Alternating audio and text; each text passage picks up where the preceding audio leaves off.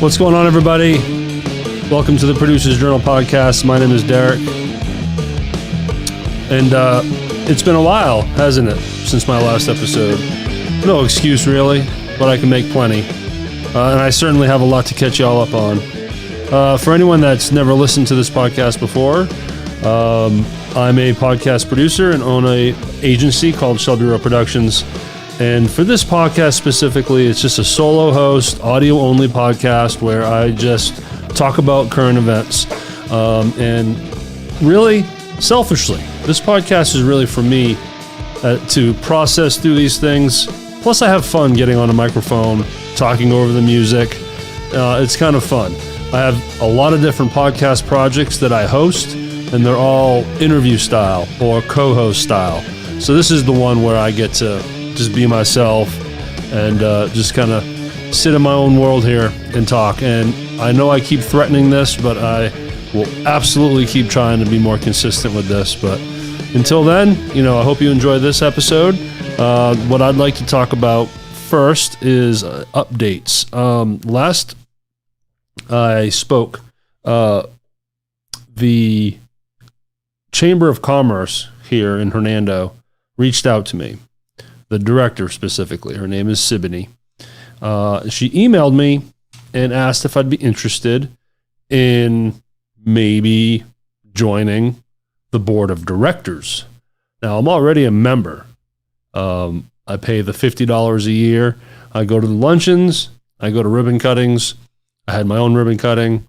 We'll have a second one for my new studio, but I'm a member and involved. So I go to ribbon cuttings, shake hands, and people are getting to know me.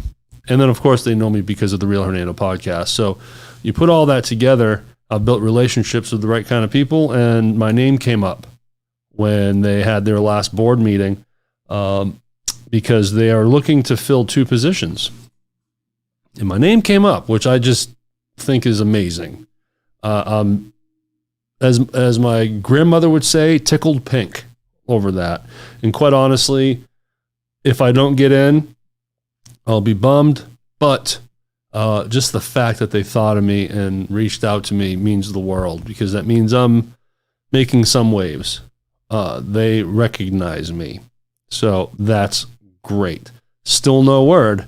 It's been a couple weeks, and that's what Siboney told me too. She said the vote would be in a couple weeks. So I've tried to follow up yesterday. She was out of office. I'm trying to follow up today. I think the office is closed. I don't know. I keep getting the voicemail. So I will keep trying.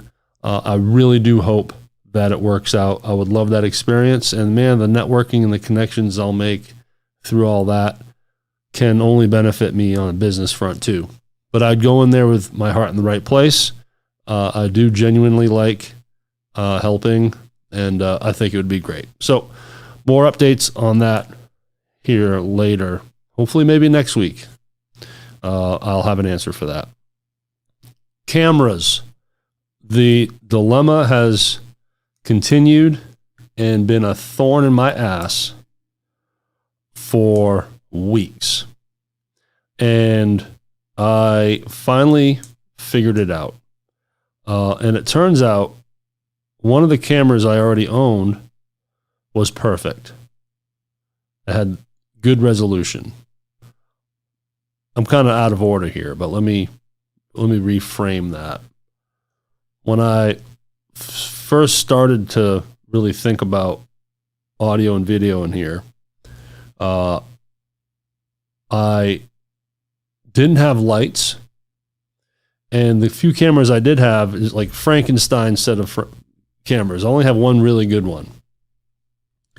And I didn't know what I was doing, and I felt like it was hard for me to frame, and then the lighting, I knew that lighting was going to come, and then I didn't like how much space that was eaten up on the floor for tripods, so I quickly was like, man, I got to figure out how to mount cameras and mount lights and everything. And then I came across or befriended a gentleman by the name of Steven, who was going to help me with that. And he absolutely did. He pulled through and he mounted 6 LED lights in the ceiling to rain down on the table, and it works great, and it's awesome. But then he was going to help me mount cameras and mount more lighting. And we decided that I decided I wanted 3 new cameras, so that way they're all consistent. And he showed me this great deal on these fake GoPro cameras. If you're not familiar with what a GoPro camera is, it's those little cameras, like the little boxy looking cameras that are probably 2 square inches. And a lot of people use them to clip on something when they're going skiing, and they clip it on their helmet. You can get the waterproof ones so you can go swimming and take some cool footage, and that's what really those are for. But these were fake versions and very cheap, $80 a piece, which is cheap. A real GoPro is like $400 or $500 a piece. So I thought, this is great, and I'm taking it as advice, and they're supposed to be 4K and all this stuff. So I get these cameras, and then I just sit on them. For whatever reason, it took a while to get to the point where I really, really, truly wanted to start the video. And honestly, I do know when that happened. When I finally figured out the audio, when I got the mics I wanted, the soundboard placed where I needed it, audio side of this studio is done, and it sounds great. So then I decided to go into the cameras and quickly realized that these little faux pros, as I'm going to call them, fake GoPro, faux pro, the resolution just isn't there. And I tried all the different lighting and tried to get them brighten the lights as much as possible, which I don't like. I want a little bit of vibe, and it still wasn't good. And then I did a video, which I'm going to talk about. I did a video with my buddy Jeff. That's the next topic. But when I did that, I used my phone for one of the cameras. Now let me explain the 3 camera deal. You have one camera in the middle that gets like the profile of the whole desk. So you see the profile of me and Jeff, or me and the guest. It's called the 2-shot, wide shot, whatever. And then each participant gets its own camera. So as I sit, it will cut to my camera, and it will be a close-up of my, chest up over my head. And then it will cut to the guest's camera. So then it will cut back and forth, and it looks cool. It looks professional to have that set up. So when I did my little video with my buddy, I did the phone for the 2-shot, and then the faux pros for the other cameras. And it just didn't look good. The phone looked great. The lighting still wasn't great. I went too dark. But that was the whole point of sitting across from Jeff, is to test this stuff. You can't figure out what works and what doesn't work unless you do it. So it was what it was. So I started searching for cameras. I was like, all right, not a big loss in those little cameras. I think I could use them. I should be able, they're kind of fun. I can clip them onto something, and they were cheap. So not a huge loss. So I start shopping for a different camera, and I find another 4K, 60 frames per second. And that's about all I know about video cameras. And it was like $250, and it looked really nice. And I just bought one through Amazon, no risk. You can just return this stuff.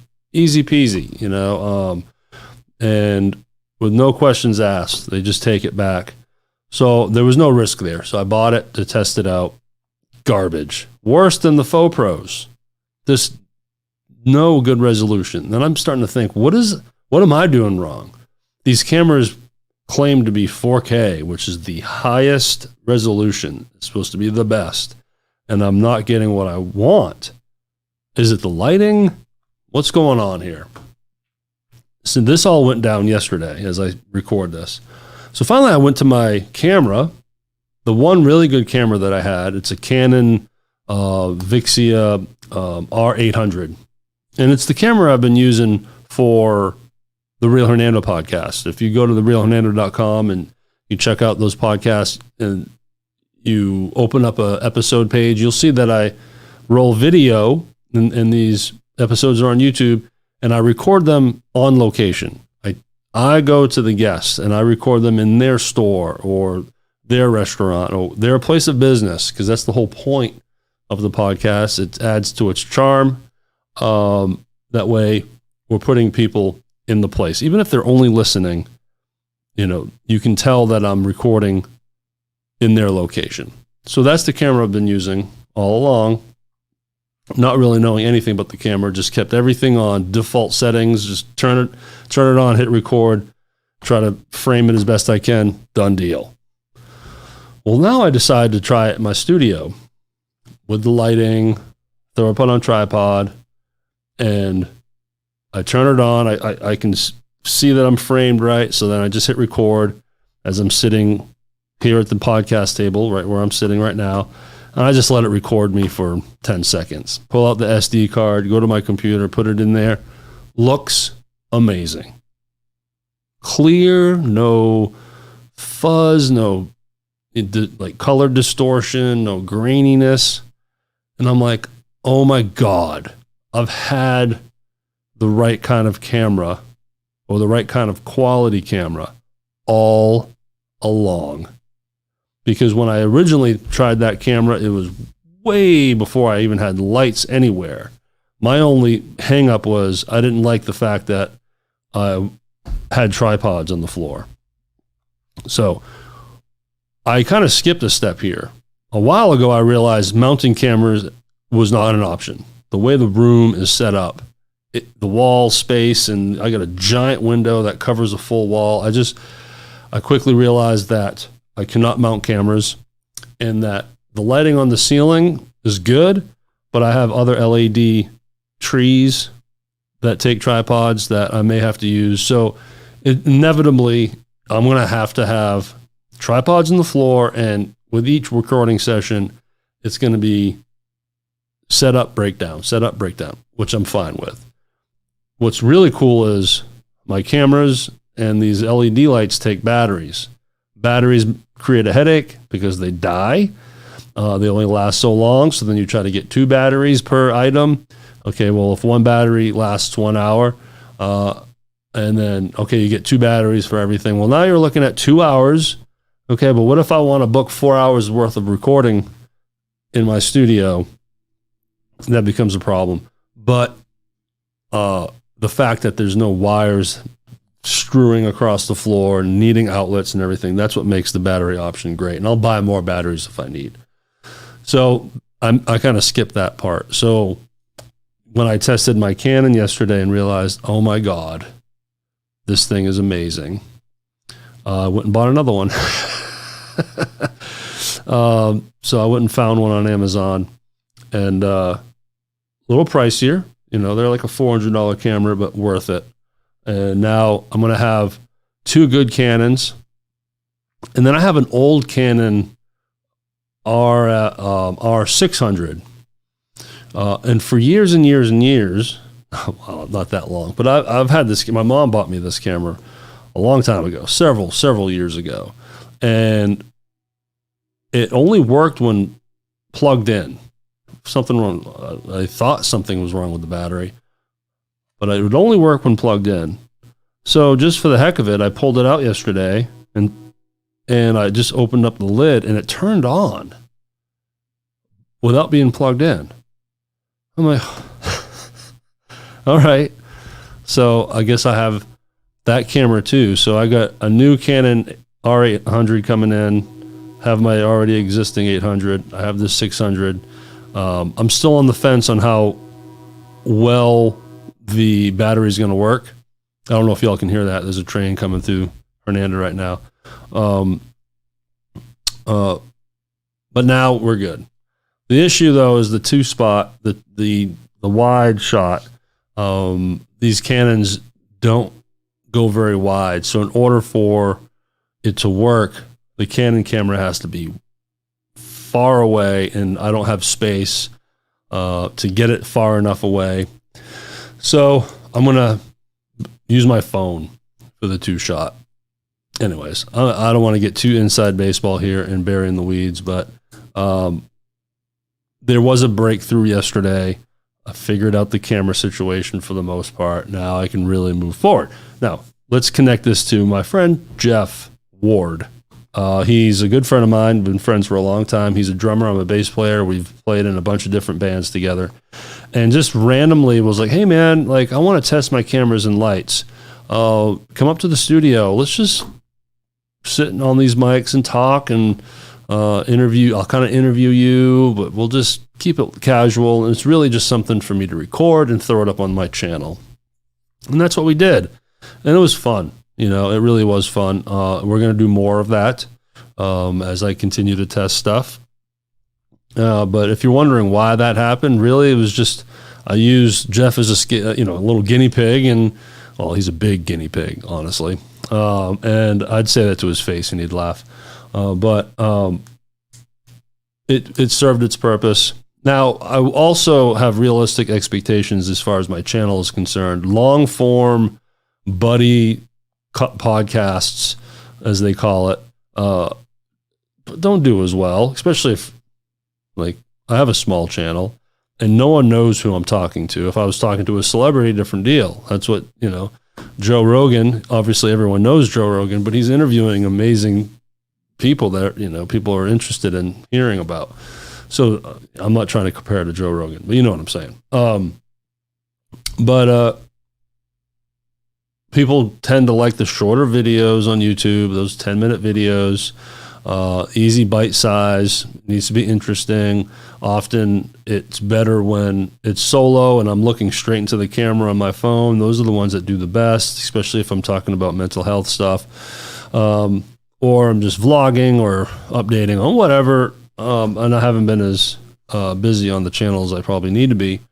But when I post a video of two guys just shooting the breeze for 40 minutes, a little harder to watch for some. So not a whole lot of views, which I'm fine with. I think it's maybe a little over 300 views now. But it's all good. It's all in fun. If you are a subscriber to my channel, thank you. If you're not, go search my name, Derek Michaud. Michaud is my last name. I'll even throw it here in the description so you can go find the channel and go ahead and subscribe. I put a lot of different stuff out there. So the last thing I want to talk about is my friend Chris Camp. He lives here in Hernando, and I met him because of the Real Hernando podcast. And he's a full-time teacher for like EMTs, firefighters. He was a firefighter for years, had to retire. I believe it's because of his shoulder. He had to have reconstruction surgery on his shoulder, and that kind of put him out of the game, but then he went to teaching. Well, he's always been like this crazy motivation speaker guy. Just in general, friends know him. They invite him to speak to their little baseball team. He's also a coach for softball, I think, and he's just the guy that's going to fire the kids up. And he's just known for that. So he decided to start a business called Motivate with Coach Camp. And by business, I mean it's an LLC and it's just him, and he has no clients. He just wanted to create a platform on a website in hopes that that could grow someday. So that's why I had him on the Real Hernando podcast, and we quickly became friends. We think alike, and I just enjoy listening to him, and he appreciates my help to him. So now I'm kind of using him as a guinea pig as well. We're producing a podcast for him, or I am. And it's exciting. It's pro bono for now. I told him I'd get him launched and managed for 13 episodes, ideally 13 weeks. If at that point he still wants to continue it, then we need to have a business discussion. If he doesn't want to keep doing it, then okay, we tried it. But I want to help this guy. It's not free work indefinitely, but as I always try to do, I try to do things with purpose. There's always a win-win. So he's winning. He's getting free service. He has no idea how to start a podcast. My win is I get an opportunity to, for the first time, really coach someone. Never mind in person. That's exceptional too. But to really really dig in deep and coach a person on how to properly, write the messaging and the description of the podcast. Like, why are you doing it? What's it about? Who you're helping with? What some people should expect from it?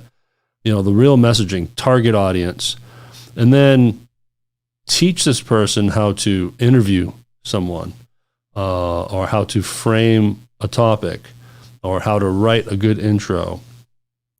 There's a lot of elements there. And I get to get really hands-on with someone. And already I could see the benefit, because as I record this, he's coming in 2 days, and the goal is to record intro, outro, and an episode. We've already created his artwork. Also, we need to write the description and just kind of get the messaging, like I said. Then I was like, man, okay, I think the next step will be XYZ. So now I'm going to give him homework. He doesn't know this yet, but he's going to get homework for the next things that I need him to do that he can only do on his time.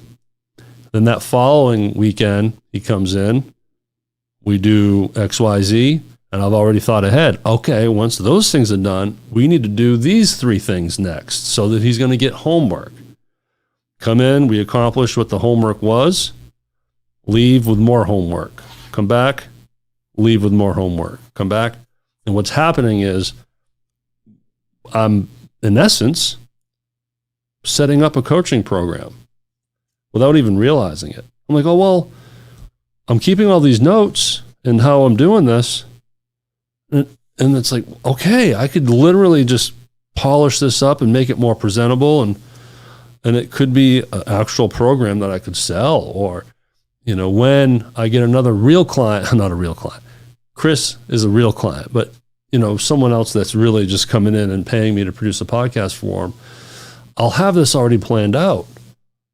I can just make it, all right, we meet today. All right, here's your homework today. And it's already printed out and branded with the business colors on it. It looks really presentable.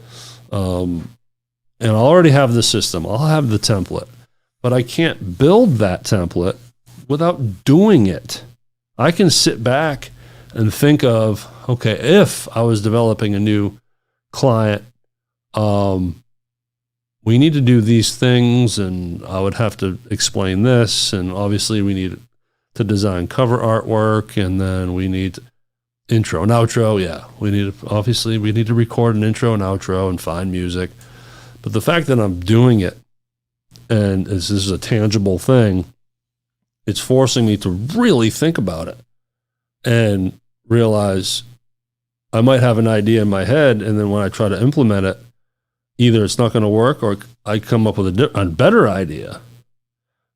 But I would not get to that point if I just had to sit down and just cold piece together and write out a coaching plan. It wouldn't be as good.